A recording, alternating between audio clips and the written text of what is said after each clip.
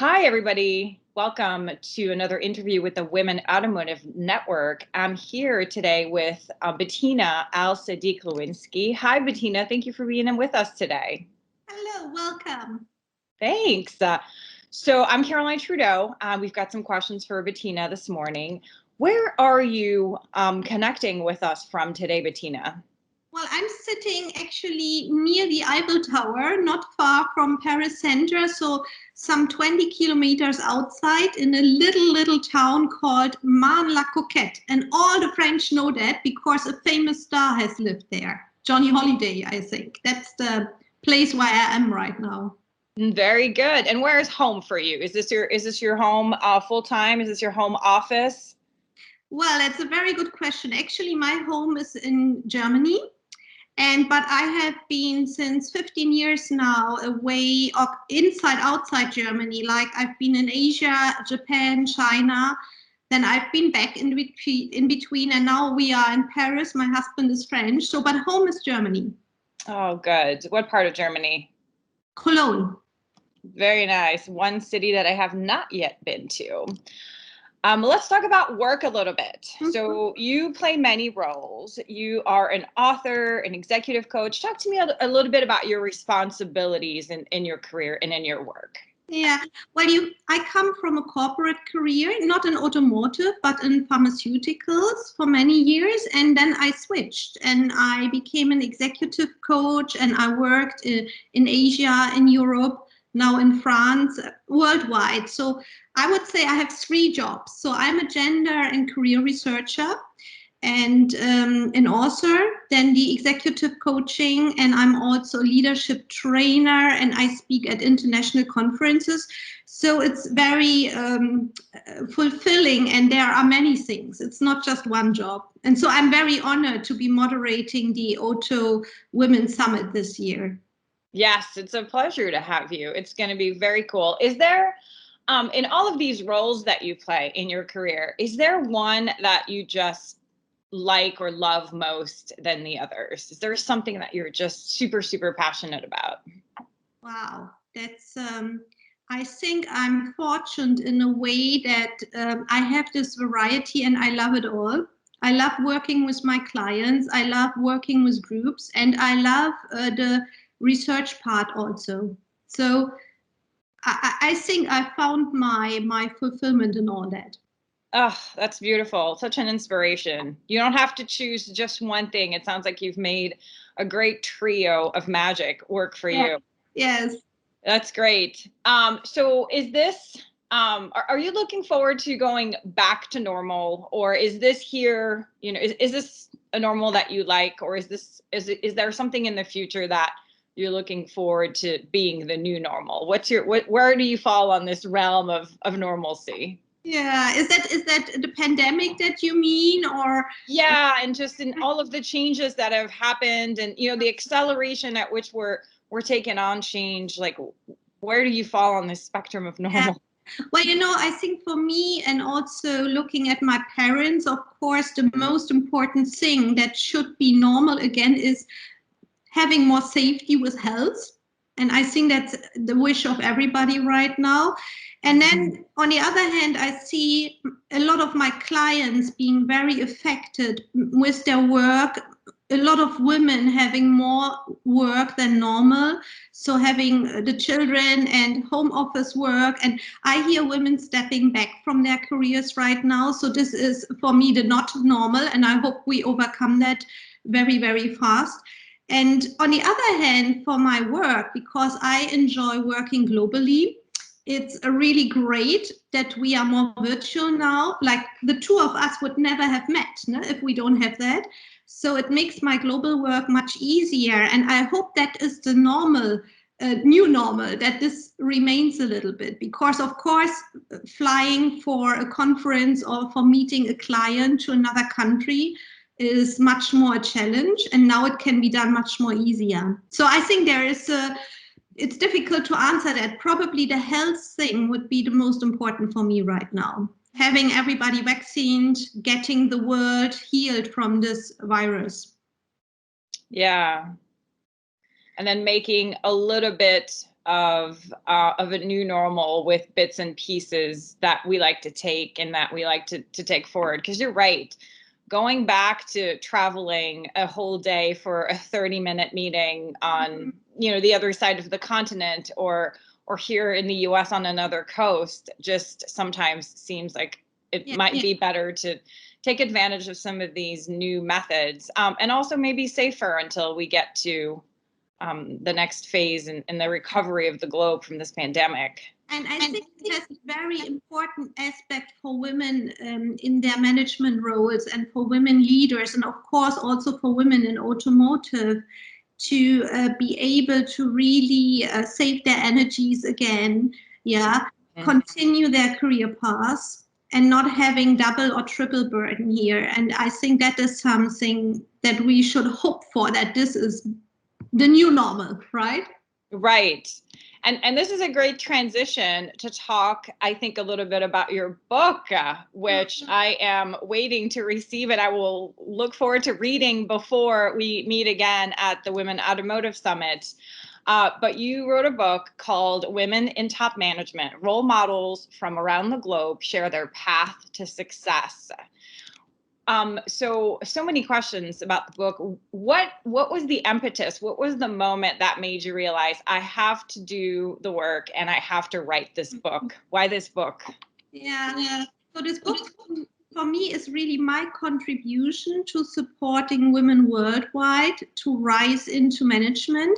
I wanted to create something that's lasting and meaningful to a lot of women, and also research-based. And the last thing is international, because I think it's very, very important in the phase that we are in to have more international perspectives. So on a private level, of course, my motivation was, I have a daughter just turning 15, and we had great discussions around this book. And I have a son who asked me then, Mama, can men become feminists? And I said, well, we can discuss that, how that could be possible for you. So there was also a lot of meaningful things on a personal level with this book. Oh, that's so great. So in the context of some of the research that you found, what are some of the common findings that women top managers exhibit around the world? What were some of your findings? Yeah, well, you have to know, for this book, I interviewed 110 top women managers from various nations, including China, Japan, where it would be usually very difficult for researchers to do all the interviews. So I have a section in the book with the factors that unites them, the traits that these women share. And let me give you some of them. So the first one, and it sounds very basic, but it's very, very important, is they all show a very high career orientation. So these women knew what they wanted, and they knew it quite early in their careers. And it's in my work with many other women, it's not so easy to define for a woman what do you really want, because we have choices, we have different routes. No? The other thing is, these women made themselves free from the judgment of others. So in the book, you see all these different environments and countries where women are already in senior management on a high level, and then other countries like Japan, where we have almost no women there. So the common thing is, they were free of judgment of others. And then these women really went to where the chances are. So when they have difficult environments or discriminations, some women would stay there, lifelong, and not change. These women were very keen on changing, and if they can't find the changes within one company, they even created a new business within that company. So very change-oriented. Let me give you two more things. They are very much supportive to other women. So a lot of them received support and then they moved up, and also they give support. So solidarity is a high value for them. And also what I find very, very interesting and inspirational is also that they have an ongoing learning skill. So even the women over 60 who are still doing a career, they were going into master programs or learning this and this. So I think it's women are really strong at that, and young women should do the most they can do to learn new things, I think. That's great. What great attributes of women who have these top management positions. Besides Women Automotive Network, are there other organization that you share this knowledge with? What are some of the other groups that you contribute to? Because this is so important. You know, I'm in a fantastic journey right now. So first of all, I have been sharing it in all the countries. So from China over Russia to Japan, France, and Germany, and worldwide. And industry, well, the women in my research came from 500 companies or more than 500 companies, and all the industries are covered. But some of them, of course, are from automotive or related areas. No? So, yeah, the sharing goes worldwide. And I've even spoken in China for the All Women's Federation, which is very rare for a foreigner, in Russia and in Germany a lot. Yeah, and now at the summit. So I know we're so lucky to have you. Thank you. What? So you work as an executive coach in addition to a researcher, and so having had this global, this incredible global perspective, what are the top things that women come to you for in terms of executive coaching? What should women like me who aspire to be executives know when it comes to coaching? Well, first of all, the coach is your partner. So it's not so much about teaching, but it's about giving you a safe space and a structure for growing, for trying new things, for talking through your obstacles. So women come with very different topics, and in the end, they are the same worldwide. So it's about overcoming obstacles and challenges. It's about managing stress with different roles in life. It's about then things that men also have, onboarding on a higher level position, mastering conflict in their teams, or work-life decisions. And I think the whole thing with what will I do with a family and a career, that's very much what I want to talk about in the coaching. And yeah, so these are some examples, no? But there are many others. Yeah, how can I develop certain characteristics that I have more, which are needed in management to rise higher? How can I actively do something about mentoring and sponsoring, for example? So we talk about how to build your personal advisory board, which will support your career. So a lot of topics. Nice. I have a personal advisory board. I'm so glad to hear you say that. So cool. So what is the top recommendation that you have for women in general? Like with all of the research that you've done, all of the synthesis and the insights that came from your book, your experience working with women across the globe, top recommendation, what would it be? Okay, I would say get clear on your own career orientation. So find the answer to the question, what do you want with career and how much do you want it?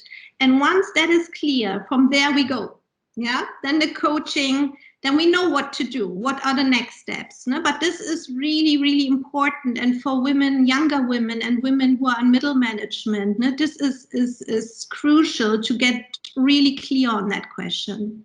Get clear. And what if it changes? What if I get clear today on a specific topic? And 4 or 5 years go by and I change my mind. I want to do something different. Is there harm to that? Or do you see women sort of go through that up and different journey? Yeah.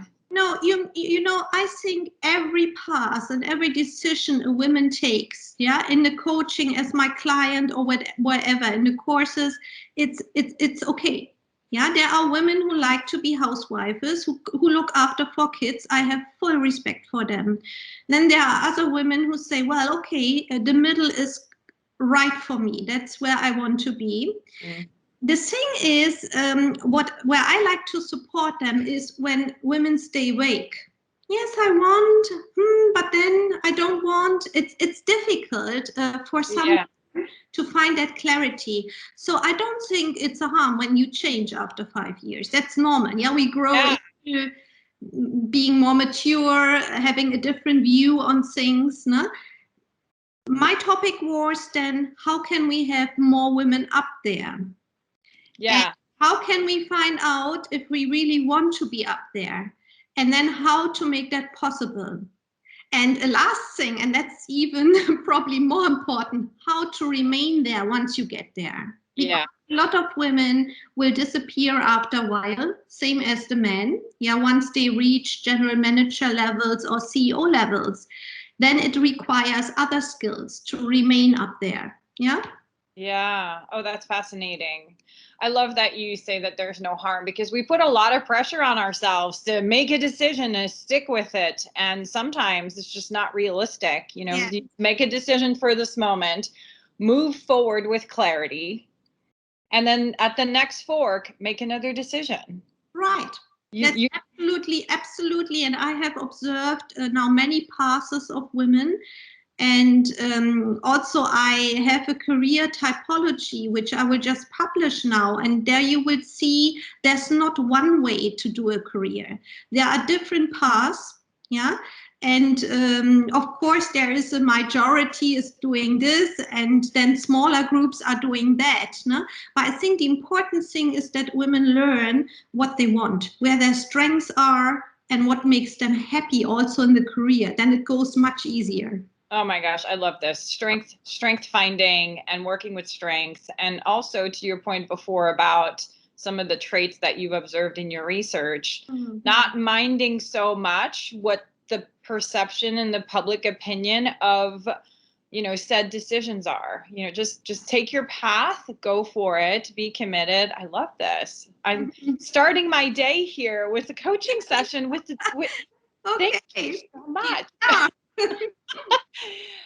So let's talk a little bit about automotive. What's a trend? What's a macro trend that you're keeping up with in automotive? Well, perhaps I will answer this question very differently from the women who are inside automotive and in different functions there. So from my perspective, it's about the women in STEM functions, women who study engineering, women who are entering this market. And I think the future is also having more women there in important positions. So the automotive industry is a key market to a lot of countries. And I think women have the capability to shape the future of this market because they are consumers. They make the buying decisions, and also they know what is good for their families and for the environment. So I think we need more of them in influential positions to bring this female view also into the decision forums, into the innovation labs. So my trend for your question are women in automotive. Nice. I love this perspective, and I love this diversity of thought that you bring us, not from the sort of ingrained into the industry, but with the breadth and the opportunity that you've seen in all of the other different industries. And to me, that is diversity. While we may be the same gender, we have a different point of view, and bringing that special sauce, if you will, just really adds a lot to the discussion. So we're grateful to have you with us. A couple of more questions. We have a few minutes, and I'm having a great time. So good. When you think of a woman who has influenced you in your career, has influenced or helped or played a key role, who comes to mind? Wow. You know, from this research, I lately had 110 of them. So all my research participants, I really had a tremendous journey. But if I have to pick one, it's probably my mentor, who is like my sparring partner when it comes to writing the books. And I would quote her here now, because I think whenever I'm at, with writing, you have to be also very disciplined, no? And you have structure, and you are very lonely. So then she will be there and she will lift me up.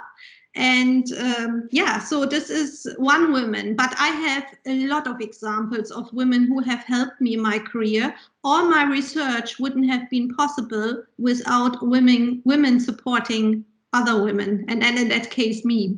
Yeah. Who is your mentor? What is her name? Let's give her a shout out. Her name is Gundula. Gundula. She's a former general manager of her own market research company. She's already 78 years old and still at my side. Wow. Shout out to her. Thank you. And then my final question, this is the question that I ask everyone at the very end. It's a tough one. It's in one word. One word. What is the opportunity from your perspective for women in automotive? One word. Oh my God, one word. I don't know if that's one word in English. The sky is unlimited. The sky is unlimited. Absolutely. Unlimited, limitless, something like that. Yeah. Lots of opportunities. Right. Indeed. Indeed. Know what they want. Yeah. Just know what you want, make a decision, have clarity, and go for it. Make a plan to go for it. And the sky's the limit. Sky's limitless. Yes. I love it. What a great way to start my week. Thank you so much, Bettina, for making the time to speak with me. And on behalf of everyone at the Women Automotive Network, thank you. And we look forward to seeing you in June at the summit. Thank you so much. Thank you so much for the interview. Yes, have a wonderful day. Yes, thanks.